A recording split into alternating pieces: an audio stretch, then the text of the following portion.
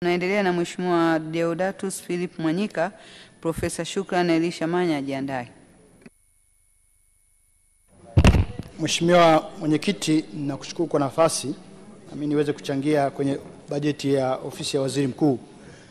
Awali ya yote nampongeza sana Mheshimiwa Waziri Mkuu na timu yake kwa maandalizi mazuri na hotuba ndefu ya masaa mawili ambayo tulisikia hapa wiki iliyopita.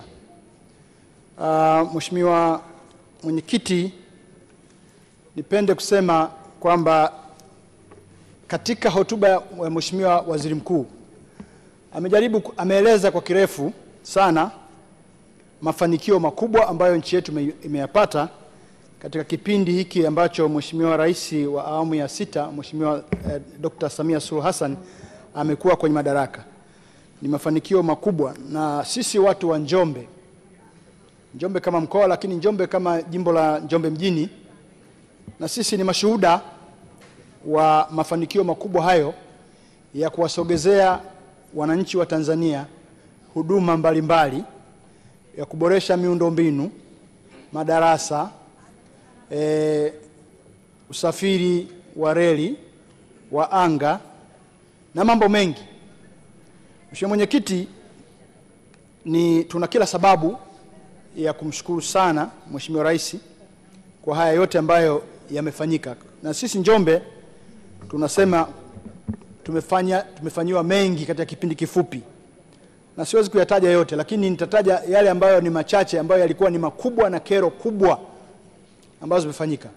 Shida kubwa ya mji wa Njombe ilikuwa ni maji. Na hatukuwahi kuwa na mikataba au uwekezaji mkubwa kwenye sekta ya maji. Lakini kwa mara ya kwanza ndani ya kipindi cha miaka 4 tumekuwa na miradi mikubwa 4 ya maji. Miradi yote hiyo miwili katika hiyo 4 imeshakamilika na imeshaanza kuleta maji katika mji wa Njombe. Na tunavyoongelea, kwa mara ya kwanza wananchi wa Njombe ambao wana maji mengi, Mungu amewajalia, bado walikuwa katika mgao wa maji safi na salama.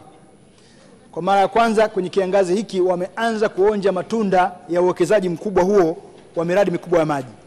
Tuna mradi wa Ijunilo bilioni 3.9, tuna mradi wa Livingstone bilioni 9.8, tuna mradi wa miji 28 ambao unaenda kwa kasi bilioni 41. Kwa ujumla tuna bilioni kama 67 katika maji peke yake. Mheshimiwa Mwenyekiti, umeme, vijiji vyote sasa vina umeme. Tunakwenda kwenye vitongoji, lakini niangalizo kidogo, mji wa Njombe ni mji na vijiji. Bado kwenye maeneo ya mijini, baadhi ya mitaa hatuna umeme, na wananchi wa Njombe wananisikia. Eneo kama la Mpumbwe, eneo kama la Ihanga, yote hayo bado yana tatizo la umeme, na nina uhakika katika mpango unaokuja, ingawaje sio vitongoji lakini ni mitaa, na yenyewe yataangaliwa. Lakini kwenye afya yamefanyika mambo makubwa sana. Ndani ya mji wa Njombe tuna hospitali ya rufaa ya mkoa ambayo serikali imeingiza pale bilioni 27. Mheshimiwa Mwenyekiti, ni hospitali ambayo imebadilisha maisha ya wana Njombe. Uwekezaji huu ni mkubwa, capacity ya vitanda 400, lakini vitanda mpaka sasa vilivyopo ni 238. Na mama na mtoto peke yake vitanda 100. Na kina mama 12 wanaweza kujifungua kwa wakati mmoja. Ni mambo makubwa ambayo yamefanyika katika kipindi hiki. Na yako mengi, pamoja na chuo kikuu cha campus ya Dodoma inakuja Njombe bilioni 18. Tuna kiwanja cha ndege tumesikia Njombe na chenyewe kinakuja kwa kasi, kwa maana ya kwamba sasa serikali imeridhia na tunaanza kutafuta eneo, na tunawashukuru wenzetu ambao wanashughulikia swala hilo wa serikali ya mkoa. Tatizo letu, na nilipenda nitoe ushauri, ni kwenye uwekezaji ambao ndio eneo kubwa ambalo, na namshukuru Profesa Muhongwa ameniwekea msingi wa hoja yangu. Shida yetu kubwa sisi ni kutengeneza ajira katika mkoa au mji wa Njombe. Njombe inategemea kilimo kwa kiasi kikubwa, 99%, na kilimo chetu sisi ni mazao ya chakula na mazao ya biashara, lakini kinategemea vile vile mazao ya misitu. Na hapa ndipo ambapo kwa kweli ofisi ya waziri mkuu, na tunamshukuru sana Mheshimiwa Waziri Mkuu. Alikuja Njombe, amekuja Njombe karibu mara mbili, na mara zote amejaribu sana kushughulika na masuala na changamoto zinazohusiana na uwekezaji. Na kwa kiasi kikubwa, Mheshimiwa Mwenyekiti, nipende kusema sekta ya uwekezaji kwa maana ya chai ndiyo uwekezaji mkubwa sana katika Njombe kwa miaka mingi sana. Lakini kuanzia 2018 sekta hii imedorola, na tunafahamu jitihada za serikali kutaka kufufua au kuhakikisha kwamba sekta ya chai inafanya kazi vizuri. Lakini ni ukweli usiopingika kwamba kukosekana kwa umakini katika kutafuta wawekezaji. Tunamshukuru sana Mheshimiwa Rais, tunashukuru sana serikali katika kipindi hiki imetengeneza mazingira mazuri sana ya wawekezaji wa ndani na wa nje. Na tumeona mabadiliko mengi ya sheria ya kutaka kuvutia uwekezaji. Lakini nadhani inabidi tufanye tahadhari. Tuna wawekezaji wa aina nyingi wanaokuja kwa mwamvuli wa uwekezaji. Lakini Mheshimiwa Mwenyekiti, kwa kiasi kikubwa tusipokuwa makini, hasa wawekezaji wanaokwenda kwenye maeneo ya vijijini na kujifanya kwamba wao wana uwezo mkubwa wa kusaidia kilimo. Lakini mwisho wa siku tunachokiona ni kwamba wananchi ambao wanategemea kilimo kwa maana ya kuwategemea wawekezaji ambao wanajenga viwanda au wananunua viwanda, na hasa naongelea viwanda vya chai, wamekuwa ndio kiini cha kusogeza umasikini na kupunguza au kuondoa ajira kwenye maeneo ya vijijini. Jambo hili lazima tulipige vita kama nchi, kwa sababu tunahitaji ajira, tunahitaji kodi, tunahitaji mazao ya kupeleka nje tupate fedha ya kigeni. Tunapompa mwekezaji kama wa chai, na nitakuwa more specific, tuna uwekezaji wa chai wa kampuni inaitwa DL ambayo imekuwa mwiba mkubwa sana kwa wawekezaji, kwa wananchi wa Njombe. Pamoja na jitihada, ninachopenda kusema ni kwamba serikali iwe tayari kufanya maamuzi magumu kwa wawekezaji wa aina hiyo. Wawekezaji kwenye eneo la chai wanapewa ardhi. Ardhi ni productive asset. Kama haitumiki kuzalisha ajira, haitumiki kuzalisha bidhaa, haitumiki kuleta fedha za kigeni, maana yake ni kwamba hatuitumii ardhi tuliyopewa na Mwenyezi Mungu kwa ajili ya kuondoa na kustawisha maisha ya wananchi wetu.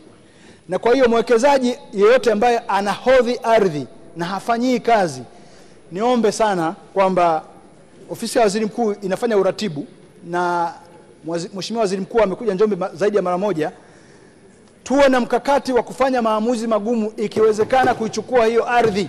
Sisi ni wananchi wa Tanzania, Mungu ametupa ardhi, lazima itumike kwa watu ambao wako tayari. Lakini Mheshimiwa Mwenyekiti, tuna tatizo jingine kwenye sekta ya misitu. Nako ni swala kubwa la ajira.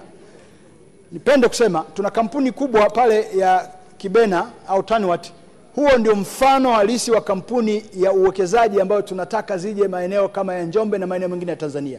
Ni kampuni ambayo inazalisha ajira, inafanya plantation za mazao mbalimbali, ikipewa ardhi na itumia. Lakini siku za karibuni tumeanza kuona makampuni mengine mengi ambayo yanatoka pande za Asia yakija kwa jina la kutaka kuwekeza kwenye sekta ya misitu.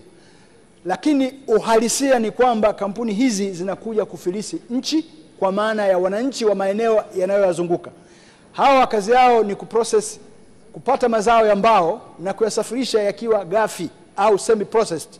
Kwenye hiyo process nchi inapoteza ajira, nchi inarudi kwenye umaskini kwa maana ya wananchi ambao wako maeneo yale, badala ya kupanda miti kwa wingi, wanaendelea kufyeka miti na kuzipelekea kampuni hizo za Kichina, ambazo kwa kweli tunasema ni uwekezaji ambao hauna tija, kwa sababu hawana jukumu la kuzalisha miti, hawana jukumu la kupanda miti.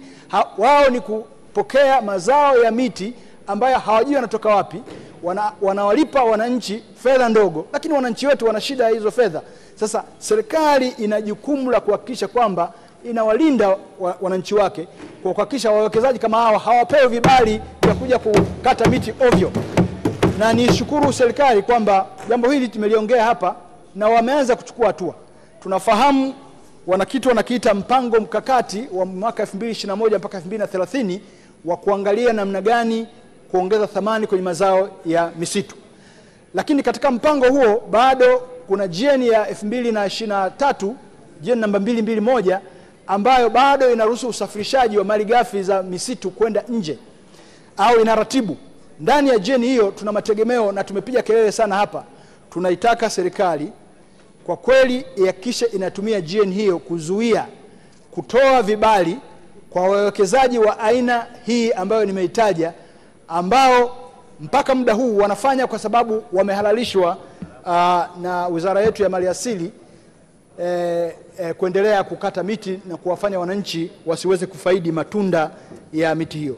Na ni mategemeo yangu kwamba tuliambiwa hapa kwamba vibali hivyo wamepewa kwa mara ya mwisho, lakini mwaka juzi tuliambiwa hivyo wamepewa mara ya mwisho. Ni matumaini ya watu wa Njombe kwamba kama hakutakuwa na improvement au kuwataka waongeze thamani na ajira ndani ya nchi, ni bora tuhakikishe vibali hivyo havitolewi tena kwa wawekezaji wanaotoka maeneo haya. Mheshimiwa Mwenyekiti, baada ya kusema haya, niongelee kwa kifupi Liganga na Mchuchuma. Sisi tunaishukuru sana serikali. Kwa mara ya kwanza tumepewa taarifa hapa ndani ya bunge lako kwamba sasa nchi yetu imepiga hatua nyingine katika kuhakikisha kwamba uwekezaji kwenye Liganga na Mchuchuma unakwenda kwenye hatua nyingine. Tunaishukuru sana serikali, tunaishukuru sana Mheshimiwa Rais kwa juhudi zake za binafsi za kuhakikisha kwamba anafufua uwekezaji huo, na sasa tunangojea majadiliano ya mwisho ambayo tunasikia yanafanyika wiki ijayo ili tuweze kupata uwekezaji mkubwa wa Liganga na Mchuchuma katika mkoa wa Njombe. Nakushukuru sana Mheshimiwa Mwenyekiti. Asante sana Mheshimiwa Deodatus Philip Mwanyika.